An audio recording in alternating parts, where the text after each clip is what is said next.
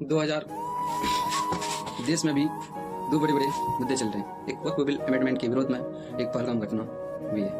तो हम पहलगाम घटना के बारे में बात कर रहे हैं। वीडियो को एंड तक वॉच कीजिएगा तो बात पूरी समझ में आएगी। कोई भी समझदार इंसान, कोई भी समझदार बच्चा भी जानते हैं देश की सुरक्षा सरकार की जिम्मेदारी होती है, तो फिर सवाल सरकार से ही पूछा जाना चाहिए। 9 दिसंबर 2016 में पीएम नरेंद्र मोदी ने एक रैली में कहा था कि नोटबंदी आतंकवादी की कमर तोड़ दी। तो फिर सवाल उठ रहे हैं कि आज तक आतंकी हमले रुकी क्यों नहीं। हम सिर्फ जम्मू कश्मीर की बात कर रहे हैं।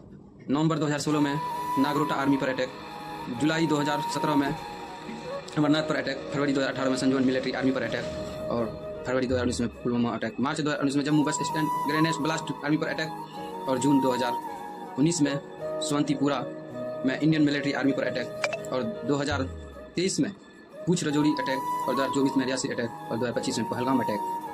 एक के बाद एक आतंकी हमले होते जा रहे हैं। देश की मीडिया में हिम्मत नहीं है कि सरकार से सवाल पूछें किस तरह का अटैक हुआ। वहाँ पे 2000 टूरिस्ट थे, लेकिन एक भी पुलिस या सिक्योरिटी वाले नहीं थे।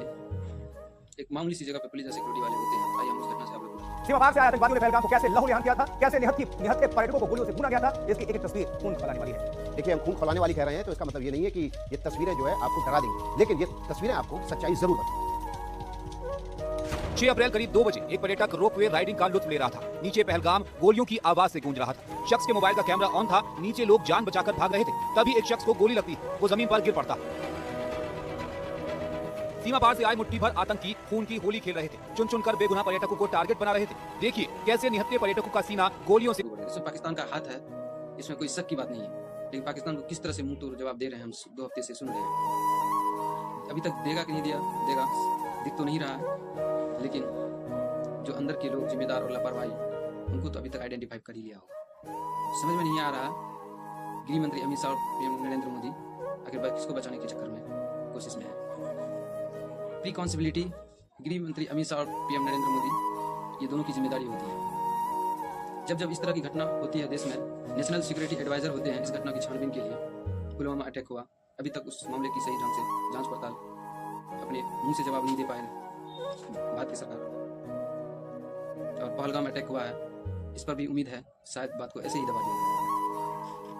जब ऑल पार्टी का मीटिंग हुआ तो उस मीटिंग में गृह मंत्री अमित शाह से अपने स्तर से सवाल पूछा गया कि वहाँ सिक्योरिटी क्यों नहीं दिए। तो गृह मंत्री अमित शाह जवाब देते अपने स्तर से कि वहाँ सिक्योरिटी तब दी जाती है जब अमरनाथ यात्रा प्रारंभ होती है। तो मेरा सवाल है गृह मंत्री अमित शाह से, क्या सिर्फ अमरनाथ यात्रा के लिए सिक्योरिटी दी जाती है, आम जनता के लिए जरूरत नहीं है? ये तो फिर बेवकूफ़ी वाली बात हो गई। ये सिर्फ हिंदू मुसलमानों गलते हैं। इससे पहले बहुत सारे अटैक हो चुके हैं, आज तक तो कुछ नहीं हुए हैं। पहलगाम अटैक के बारे में तो उम्मीद ही खो देना चाहिए। सरकार तो बहुत बड़ी बड़ी बातें करते हैं, ईंट से ईंट बजा देंगे, जहाँ छुपेंगे वहाँ से निकाल लेंगे, ऐसा बदला लेंगे कि लोग याद करेंगे। कर तो कुछ नहीं कर पाते हैं।